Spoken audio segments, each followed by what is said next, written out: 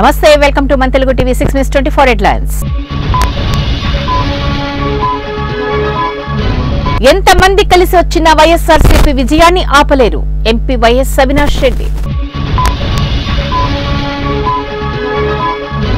చంద్రబాబు టికెట్లు అమ్ముకున్నారు. గుడివాడ వైఎస్ఆర్సీపీ ఎమ్మెల్యే అభ్యర్థిగా కొడాలి నాని. మేము ఎప్పుడూ బీజేపీతో చట్టాపట్టాలు వేసుకొని తిరగలేదు. మంత్రి బొత్స సత్యనారాయణ. పాట్నాలోని హోటల్లో అగ్ని ప్రమాదం, 6 సజీవ దహనం.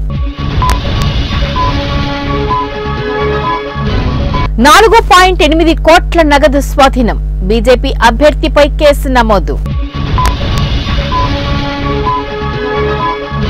సివిల్ సర్వెంట్లకు పవర్, దయ అవసరం. తెలంగాణ రాష్ట్ర గవర్నర్ సిపి రాధాకృష్ణన్. రిజర్వేషన్లు రద్దు చేస్తారు. మోడీ కేసీఆర్ పై రేవంత్ సంచలన ఆరోపణలు. దంచి కొడుతున్న ఎండలు, కేరళలో 4 ఓటర్ల మృతి. బీహార్లోని ఓ పెళ్లింట తీవ్ర విషాదం, 3 చిన్నారులు సహా 6 మృతి. పేపర్ బ్యాలెట్ కు వెళ్లే ప్రసక్తే లేదు, సుప్రీంకోర్టు. అరుణాచల్ ప్రదేశ్ లో భారీగా విరిగిపడ్డ కొండ చర్యలు, కొట్టుకుపోయిన జాతీయ రహదారి. మే 31 కల్లా ఆధార్ తో పాన్ లింక్ చేసుకోవాలి. ఐటీ శాఖ హెచ్చరిక. సెల్ ఫోన్లను చోరీ చేసి సముద్ర మార్గంలో ఇతర దేశాలకు తరలింపు, పోలీస్ కమిషనర్ కొత్తకోట శ్రీనివాసరెడ్డి వెల్లడి. ఐపీఎల్ టికెట్ల అమ్మకాల్లో అక్రమాలు, యువజన కాంగ్రెస్ కార్యకర్తలు ఆందోళన.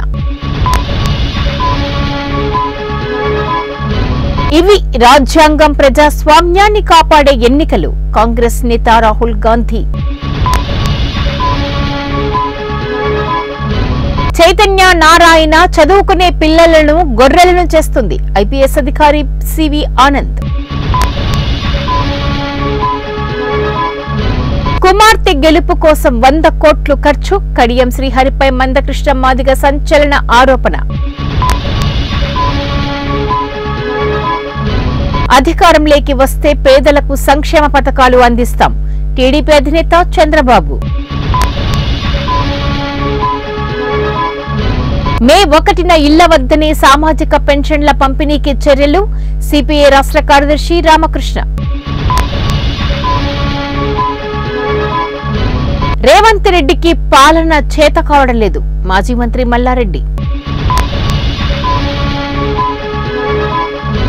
కొమరం భీం జిల్లాలో రోడ్డు ప్రమాదం, 3 యువకులు అక్కడికక్కడే మృతి.